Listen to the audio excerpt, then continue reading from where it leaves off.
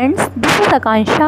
आज हम बात करेंगे बीएड द्वितीय वर्ष हिंदी पेडागोजी के अति लघु उत्तरीय प्रश्नों के बारे में, जो कि परीक्षा के दृष्टिकोण से बहुत ही महत्वपूर्ण हैं। प्रत्येक वर्ष परीक्षा में 10 अति लघु उत्तरीय प्रश्न पूछे जाते हैं, जो कि 2-2 नंबर के होते हैं। तो हम देखते हैं हमारा पहला क्वेश्चन, हिंदी पाठ्यपुस्तकों की विशेषताएं। हिंदी की शिक्षा में पाठ्यपुस्तकों का बड़ा ही महत्व है। इन पुस्तकों का सुंदर, स्तरानुकूल एवं उपयुक्त सामग्री से युक्त होना आवश्यक है। शिक्षा की प्रक्रिया में रुचि का बड़ा महत्व है। बच्चे उन्हीं पुस्तकों को पढ़ते हैं जिनमें उनकी रुचि होती है। इसके लिए पुस्तकों का बाह्य एवं आंतरिक दोनों रूपों में आकर्षक होना आवश्यक है। हम सभी जानते हैं कि जो पाठ्यपुस्तक होती है वो प्रत्येक विषय के अध्ययन के लिए बहुत ही आवश्यक होती है। तो हिंदी की शिक्षा में क्या है, हिंदी की शिक्षा में पाठ्यपुस्तकों को सुंदर, स्तरानुकूल एवं उपयुक्त सामग्री से युक्त होना चाहिए।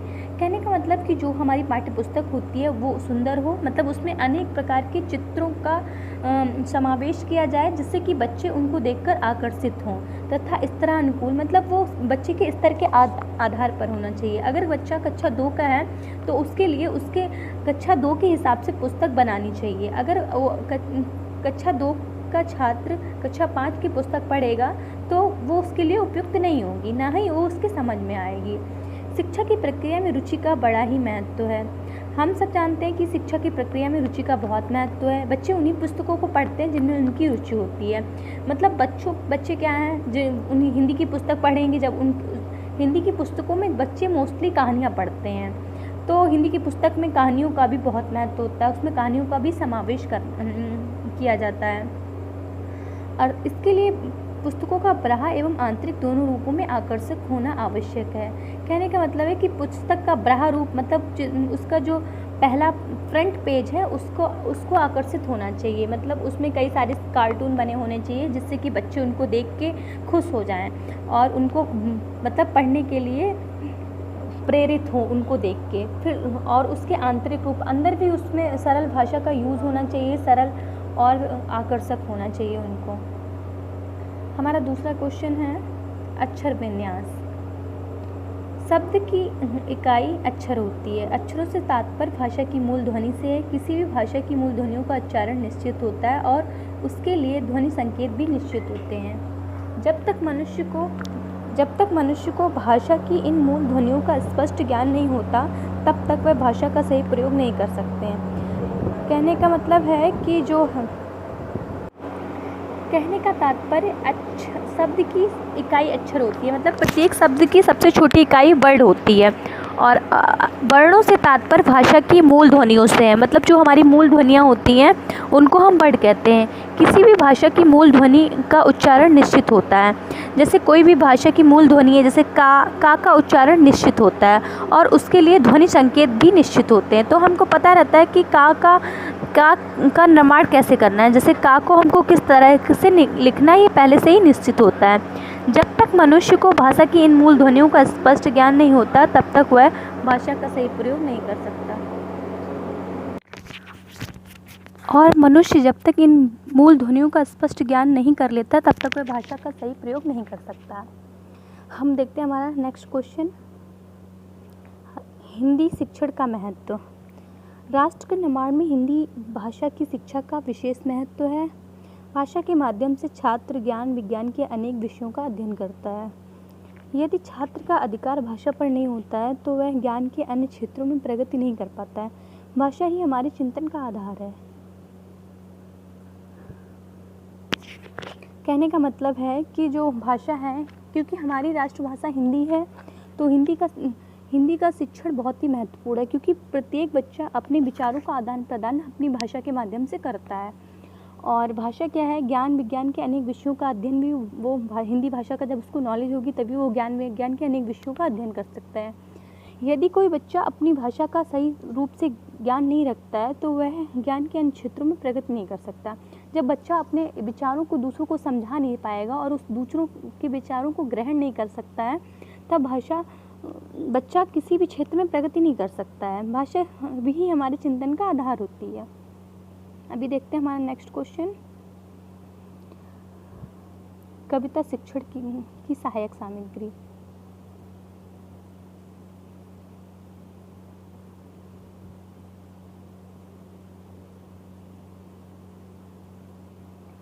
गीत तथा अभिनय प्रणाली आरंभिक कक्षाओं में बाल गीतों के लिए प्रयोग में लाई जाती है।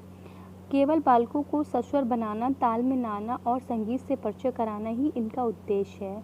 अभिनय के द्वारा बालकों की कविताओं के प्रति रुचि उत्पन्न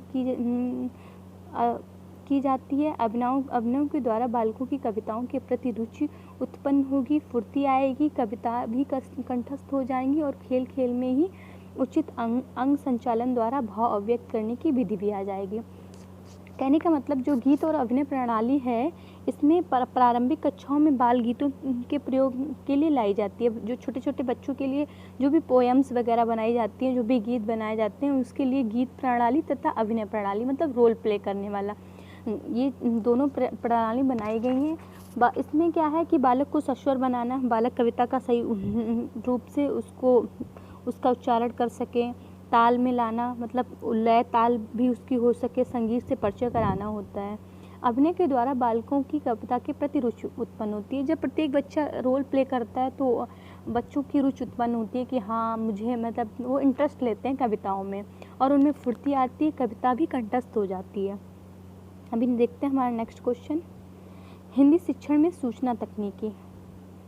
हिंदी शिक्षण में श्रव्य दृश्य साधनों का प्रयोग छोटी कक्षाओं में अधिक लाभप्रद हो सकता है। जो छोटी कक्षाएं हैं उनमें जो हम लोग शिक्षण सहायक सामग्री का यूज़ करते हैं वो बहुत ही ज़्यादा लाभदायक होता है, क्योंकि बच्चों को जल्दी समझ में नहीं आता है। बच्चे जब विभिन्न उपकरणों के माध्यम से पढ़ते हैं तभी वो पढ़ने में रुचि लेते हैं। तो क्या है, रेडियो, टेप रिकॉर्डर, चलचित्र, टेलीविज़न, मोबाइल और इंटरनेट का प्रयोग हिंदी शिक्षण में महत्वपूर्ण योगदान दे रहा है। मतलब जो रेडियो है, टेलीविज़न है और प्रोजेक्ट्स वगैरह हैं, ये सारी चीज़ें हिंदी के शिक्षण में बहुत महत्वपूर्ण योगदान दे रहे हैं। इंटरनेट ने हिंदी के शिक्षण के क्षेत्र में क्रांति ला दी है। लगभग सारा साहित्य डिजिटल रूप से इंटरनेट पर उपलब्ध है, जिसे हम कभी भी देख सकते हैं।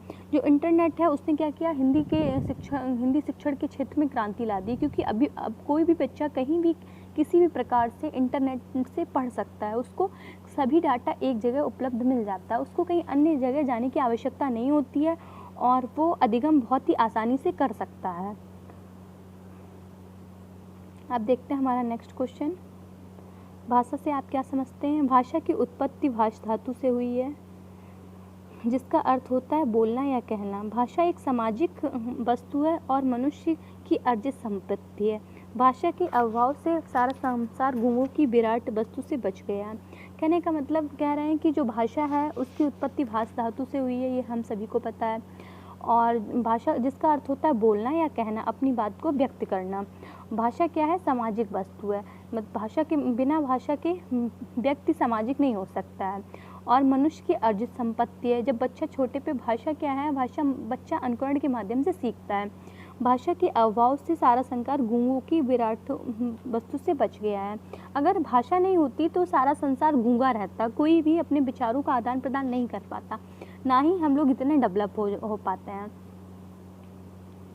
देखते हैं हमारा नेक्स्ट क्वेश्चन। भाषा की परिभाषा। डॉक्टर भोलानाथ तिवारी के अनुसार भाषा उच्च स्वर अवयवों से उच्चारित मूलतः प्रायः ऐच्छिक ध्वनि प्रतीकों की वह व्यवस्था है जिसके द्वारा किसी समाज के लोग आपस में विचार आदान प्रदान करते हैं। भाषा उच्च स्वर अवयवों से उच्चारित मूलतः मतलब भाषा जो है उच्च स्वर अंगों से उच्चारित मूलतः प्रायः ऐच्छिक ध्वनि प्रतीकों की वह व्यवस्था है जिसके द्वारा किसी समाज के लोग आपस में अपने विचार का आदान प्रदान करते हैं। ऐसा भोलानाथ तिवारी अपनी ये परिभाषा देते हैं। अभी चलते हैं हमारे नेक्स्ट क्वेश्चन पे। हिंदी भाषा का महत्व। हिंदी भाषा का महत्व राष्ट्रभाषा के रूप में हिंदी शिक्षण की महत्वता के कारण, क्योंकि हिंदी हमारी मातृभाषा है, हमारी राष्ट्रभाषा है, इसलिए हिंदी भाषा का महत्व बहुत ही ज़्यादा है। अभी हम देखते हैं इसका महत्व कैसे है। राष्ट्रभाषा के रूप में हिंदी शिक्षण की महत्वता के निम्नलिखित कारण है। पहला, प्रशासनिक महत्वता, इसकी प्रशासनिक महत्वता, राजनीतिक महत्वता, राजनीति में भी इसको महत्व दिया जाता है, और संपर्क भाषा की महत्वता, भाषा विषयक महत्वता, साहित्यिक महत्वता, व्यावसायिक महत्वता। अभी हम बात करते हैं नेक्स्ट क्वेश्चन की, राष्ट्रभाषा के गुण। राष्ट्रभाषा में गुण क्या क्या होने चाहिए? पहला, कोई भी भाषा जब राष्ट्रभाषा के पद पर प्रतिष्ठित होती है तो उसमें निम्नलिखित गुण होने चाहिए। पहला ये कि वह बहुसंख्यक जनता की भाषा होनी चाहिए, मतलब राष्ट्र की लगभग 80% जनता उस भाषा का प्रयोग करे, तभी वो भाषा राष्ट्रभाषा होती है। और उसका साहित्य विस्तृत और समृद्ध हो। राष्ट्रभाषा उस राष्ट्र विशेष की एक भाषा हो। किसी भी राष्ट्र की राष्ट्रभाषा वही हो सकती है जो उस राष्ट्र की भाषा हो। लिपि जटिलता से मुक्त हो। भी चलते हैं हमारे नेक्स्ट क्वेश्चन पे। हिंदी शिक्षण के उद्देश्य। मातृभाषा के रूप में हिंदी शिक्षण के निम्नलिखित उद्देश्य हैं। क्रमबद्ध विचार प्रणाली और भाव व्यंजन में दक्ष बनाना, ज्ञान क्षेत्र तथा अविवेक का निरंतर विकास करते हुए चरित्र का निर्माण करना, बालकों के शब्दों, वाक्यांशों तथा लोकोक्तियों आदि के कोश में वृद्धि करना, विभिन्न शैलियों का परिचय कराकर अपनी उपयुक्त शैली के विकास में सहायता प्रदान करना। भाषा का क्या है कि विभिन्न शैलियाँ, कई तरीके की शैली से परिचित कराकर बच्चे अपनी शैली में, अपनी भाषा शैली में, मतलब जो भी अपने वर्ड व्यक्त कर सकें अपनी टोन में, ऐसी क्षमता उनमें विकसित करना। बालकों के शब्दों, वाक्यांशों तथा लोकोक्तियों आदि के कोश में वृद्धि करना। बालक जो भी भाषा शिक्षण, हिंदी शिक्षण सीखेगा, भाषा शिक्षण सीखेगा तो उसके शब्दों में नए नए शब्द वो सीखेगा, नए नए वाक्यांश सीखेगा, लोकोक्तियाँ उसको आएंगी। और ज्ञान तथा विवेक का निरंतर विकास करते हुए चरित्र का निर्माण करना। भाषा के द्वारा बालकों के चरित्र का भी निर्माण किया जाता है। भी चलते हैं हमारे नेक्स्ट क्वेश्चन पे। बीएस ब्लूम के शैक्षिक उद्देश्यों में ज्ञानात्मक पक्ष के अंतर्गत कितने तत्वों का समावेश किया गया है? बीएस ब्लूम के शैक्षिक उद्देश्य में ज्ञानात्मक पक्ष के अंतर्गत 6 तत्वों का समावेश किया गया है। सृजनात्मक उद्देश्य। सृजनात्मक उद्देश्य का तात्पर्य छात्रों को साहित्य सृजन की प्रेरणा देना है और उन्हें रचना में मौलिकता लाने की योग्यता में विकास करने के लिए प्रेरित करना है। इस कार्य के लिए निबंध, कहानी, संवाद, पत्र, उपन्यास एवं कविता को माध्यम बनाया जा सकता है। क्या है सृजनात्मकता का उद्देश्य? कि बालक है नए नए साहित्य का सृजन करें, मतलब नए उसको क्रिएट करें, नए साहित्य को, ऐसी बच्चों को प्रेरणा देना। और ये कैसे संभव हो सकता है? निबंध, कहानी एवं पत्र तथा उपन्यास के माध्यम से जब बच्चा निबंध लिखेगा, कहानी पढ़ेगा, संवाद करेगा, तब उसमें सृजनात्मक क्षमता का विकास होगा। अभी देखते हैं हमारा नेक्स्ट क्वेश्चन।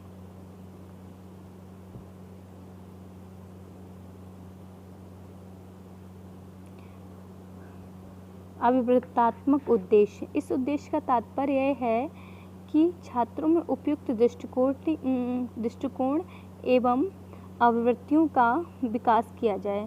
हिंदी शिक्षण के माध्यम से इस संबंध में 2 उद्देश्यों की प्राप्ति होनी चाहिए। पहला, साहित्य और भाषा और साहित्य में रुचि, सद्वृत्तियों का विकास। अभी नेक्स्ट क्वेश्चन पे चलते हैं। हिंदी शिक्षण की विधियाँ। हिंदी प्रदेशों में हिंदी का चलन नहीं है, वहाँ उन विधियों से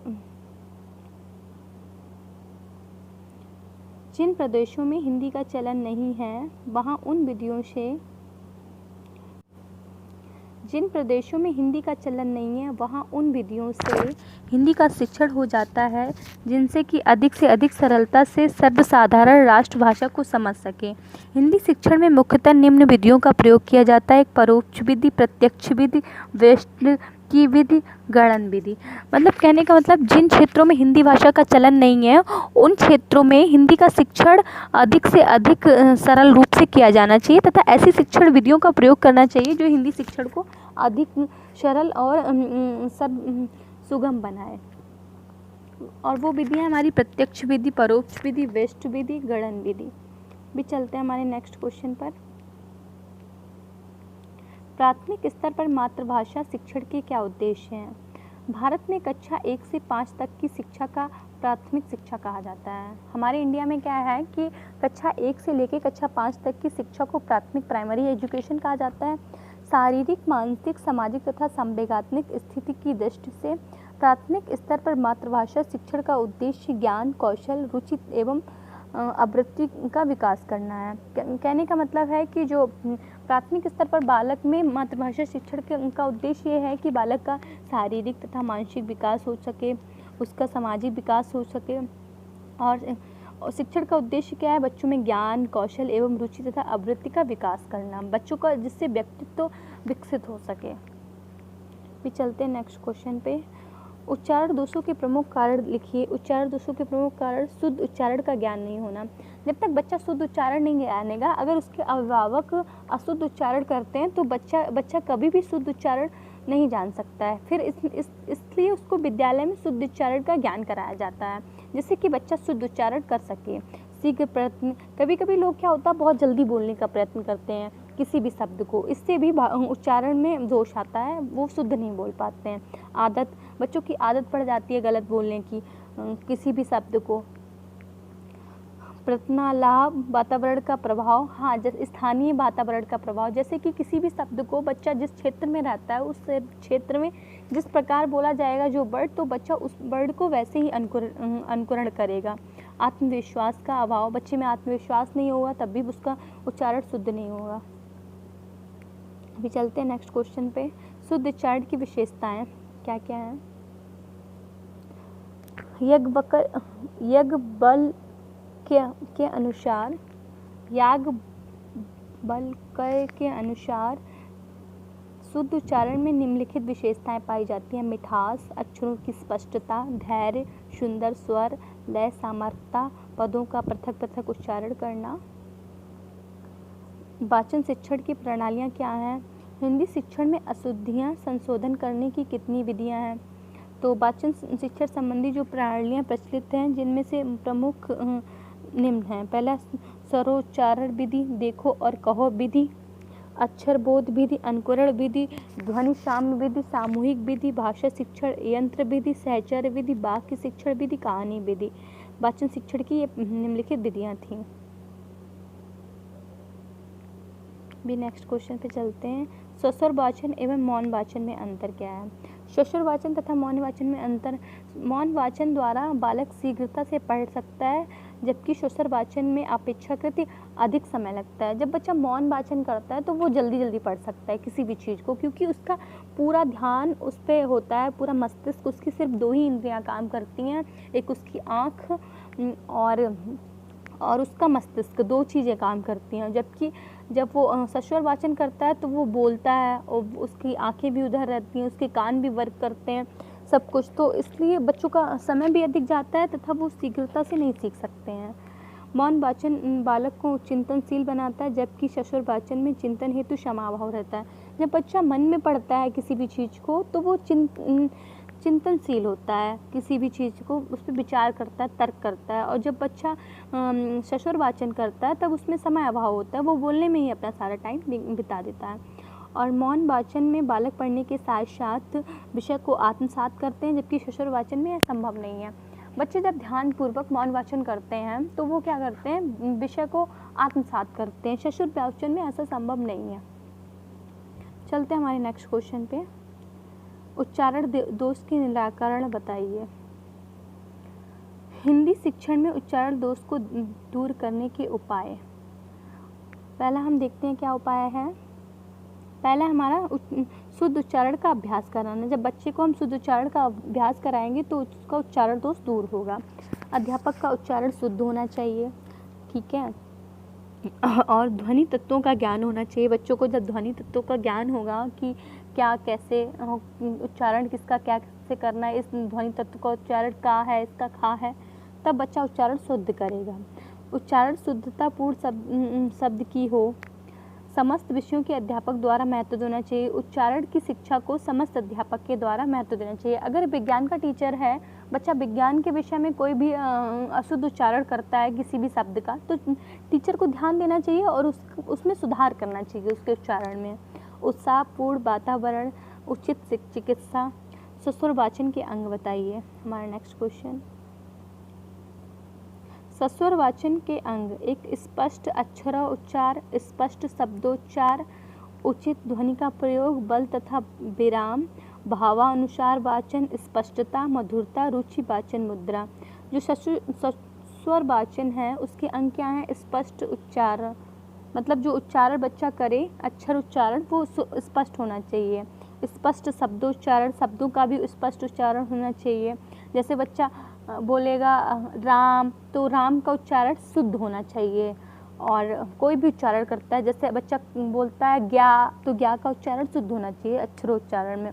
उचित ध्वनि का प्रयोग, बल तथा विराम, बच्चे को पता होना चाहिए कहाँ पे बल लगाना है, कहाँ पे विराम देना है। भावानुसार, जब बच्चा वाचन करे तो वो भावानुसार वाचन करे। स्पष्टता, मधुरता, रुचि, वाचन मुद्रा, वो वाचन की मुद्रा में हो।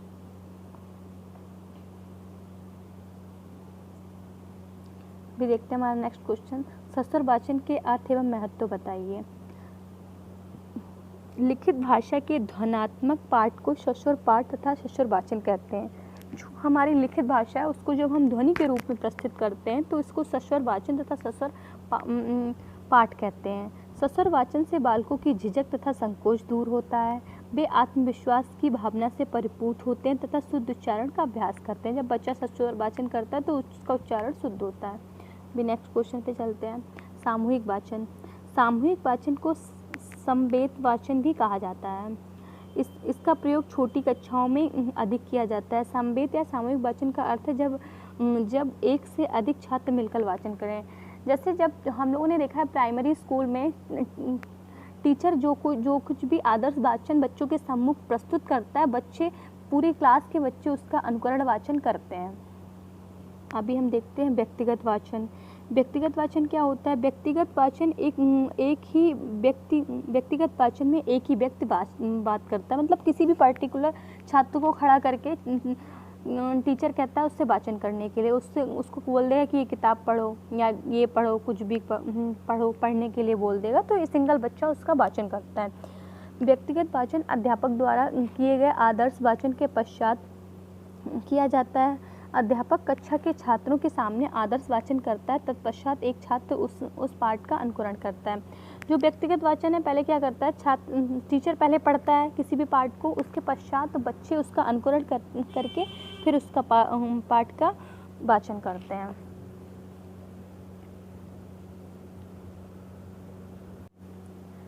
अभी हम देखते हैं वाक्य शिक्षण विधि। वाक्य शिक्षण की विधि, वाक्य शिक्षण विधि कौन सी विधि होती है? ये एक मनोवैज्ञानिक विधि है। इसमें पढ़ने का क्रम वाक्य से आरंभ किया जाता है। इस विधि के समर्थकों के अनुसार पढ़ना सिखाने के लिए वाक्य शिक्षण विधि को आधार बनाना चाहिए। जो वाक्य शिक्षण विधि है ये मनोवैज्ञानिक विधि है। इसमें क्या है कि पढ़ने का क्रम वाक्य से आरंभ करना चाहिए। जब भी बच्चा पढ़े तो उसको वाक्य से आरंभ करे। उसके बाद इस विधि के समर्थकों का कहना है कि पढ़ना सिखाने के लिए वाक्य शिक्षण विधि को आधार बनाना चाहिए। अभी हमारा नेक्स्ट क्वेश्चन क्या है, हिंदी शिक्षण के 3 सामान्य उद्देश्य लिखिए। पहला उद्देश्य हमारा क्या है? हिंदी शिक्षण के सामान्य उद्देश्य निम्नलिखित हैं। शुद्ध, सरल, स्पष्ट एवं प्रभावशाली भाषा में छात्र अपने भावों एवं अनुभूतियों की अभिव्यक्त कर सके। मतलब बच्चे जो उनके अंदर फीलिंग्स हैं उनका शुद्ध एवं सरल, एकदम इजी वे में और शुद्ध भाषा में स्पष्ट रूप से उनको व्यक्त कर सके, मतलब टीचर के सामने या किसी के सामने रख सके। क्रमबद्ध विचार प्रणाली और भाव विभंजना में उन्हें दक्ष बनाना। उनके जो विचार हों वो क्रमबद्ध हों, उनके भाव भी, मतलब वो अपने उनके जो भाव हों वो भी उसमें भी वो दक्ष हो सके। अभी नेक्स्ट क्वेश्चन, बालकों के शब्दों, वाक्यांशों तथा लोकोक्तियों आदि के दोषों को दूर करना। बालक जब शब्द का उच्चारण करते हैं, वाक्यों का करते हैं और लोकोक्तियाँ, उनमें जो दोष होता है उनको दूर करना हिंदी शिक्षण का सामान्य उद्देश्य है। फिर देखते हैं हमारा नेक्स्ट क्वेश्चन, हिंदी शिक्षण में गृह कार्य का महत्व। गृह कार्य में विद्यार्थी को स्वतंत्रतापूर्वक अभ्यास करने का अवसर मिलता है, जिसके परिणाम स्वरूप उसके ज्ञान को स्थायित्व प्राप्त होता है और उसे स्वतंत्रतापूर्वक काम करने की प्रेरणा मिलती है। विद्यार्थी को विद्यालय में इतना गृह कार्य दिया जाना चाहिए जिससे कि वे दूसरे काम करते हुए भी आसानी के साथ कर सकें। कहने का मतलब जो गृह कार्य है, बच्चों को जब गृह कार्य दिया जाता है तो वो उनमें टीचर का दबाव नहीं रहता, वो घर पे रहते हैं और गृह कार्य को स्वतंत्रतापूर्वक करते हैं। और कहने का मतलब बच्चों को ढेर सारा गृह कार्य नहीं देना चाहिए, उसके ऊपर थोप नहीं देना चाहिए जिससे बच्चे पूरे दिन गृह कार्य करते रहें और गृह कार्य में रुचि ना लें। उसको बस एक लिमिट के अनुसार देना चाहिए जिससे बालक खेलते हुए या कभी भी अपने गृह कार्य को पूरा कर सके। ठीक है, अभी हम आज यहीं पर, अब हम मिलते हैं अपने अगले वीडियो में। अगर आपको मेरा वीडियो अच्छा लगा है तो इसको लाइक एंड सब्सक्राइब कर दीजिएगा। धन्यवाद।